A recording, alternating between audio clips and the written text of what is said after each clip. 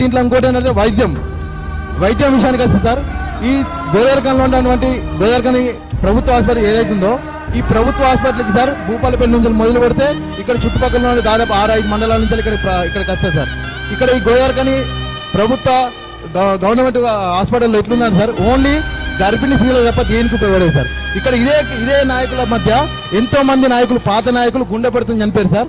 వాళ్ళకి ఎందుకు చనిపోయారు అంటే కారణం ఏంటంటే ప్రభుత్వ హాస్పిటల్ కనీసం కార్డియాలజిస్ట్ డాక్టర్ లేదు సార్. ఇక్కడ కేవలం ఒక గర్భిణీ స్త్రీలు తప్ప దేనికి ఉపయోగపడతలేదు. అది మళ్ళీ కూడా న్యూరాలజీ లేదు, యూరాలజీ లేదు, నెఫ్రాలజీ లేదు, ఇంతవరకు ఎలాంటి సౌకర్యం లేదు సార్. దాంతోపాటు ఇక్కడ ముఖ్యంగా కాలుష్యం సార్, నీళ్ళ కాలుష్యం, దాంతోపాటు గాలి కాలుష్యం.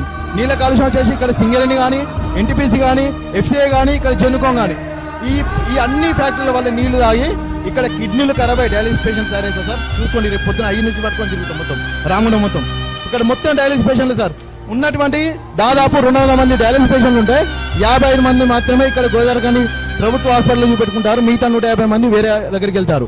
దానికి ప్రభుత్వం ఇచ్చిన ఎంత సార్, 2,000 రూపాయల పింఛను మాత్రమే ఇస్తుంది. 2,000 రూపాయలు మాత్రం పింఛను. ఆ 2,000 రూపాయల పింఛను కనీసం వాళ్లకు హాస్పిటల్ ఖర్చులు కాదు, రవాణా ఖర్చులు కూడా సరిపోతున్నాయి. దాంతోపాటు సార్ ఇంకోటి ఏంటంటే ఇక్కడ ప్రభుత్వ హాస్పిటల్ ఏమైతే ఉందో డయాలిసిస్ పేషెంట్లు నడవాలంటే కొద్దిగా ఇబ్బంది అవుతుంది. వాళ్ళకు ఫస్ట్ ఫ్లోర్లో పెట్టిస్తారు డయాలిసిస్ సంబంధించి. ఇంకోటి ఏంటంటే ఇక్కడ 5 మిషన్లు మాత్రమే ఉన్నాయి. ఇక్కడ కావాల్సిందే దాదాపు 10 మిషన్లు కావాలి. ఆ 10 మిషన్లు ఎవరు పట్టించుకుంటలేరు. ఇంకోటి ఏంటంటే సార్ ఇక్కడ స్థానికంగా ఇక్కడ మా సోదరుడు ఉండే నీడా రమేష్, ఆయన దాదాపు 500 రూపాయలు పింఛన్ ఇచ్చింది. ఇప్పుడు తెలంగాణ ప్రభుత్వం 2,000 రూపాయలు పింఛన్ ఇస్తుంది. 2,000 రూపాయలు పింఛన్ కాదు సార్, వాళ్ళకు దాదాపు 15,000 రూపాయలు పింఛన్ కావాలి వాళ్ళకు డయాలిసిస్ పేషెంట్లకి. దాంతో